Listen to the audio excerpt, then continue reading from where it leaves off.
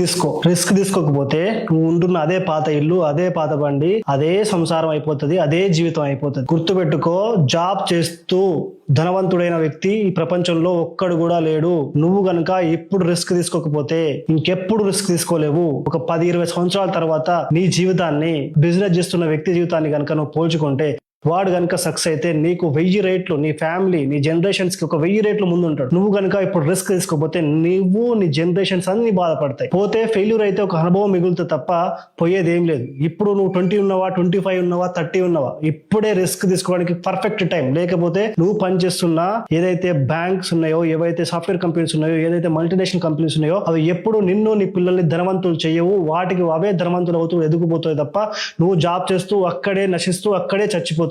అర్థం చేసుకో. ఇప్పుడు రిస్క్ తీసుకొని నువ్వు గనక అనుకున్న బిజినెస్ స్టార్ట్ చేయి, అనుకున్న రిస్క్ స్టార్ట్ చేయి, స్టాక్ మార్కెట్ లో ఇన్వెస్ట్మెంట్ చేయి. ఇప్పుడు స్టార్ట్ చేస్తేనే ఖచ్చితంగా నువ్వు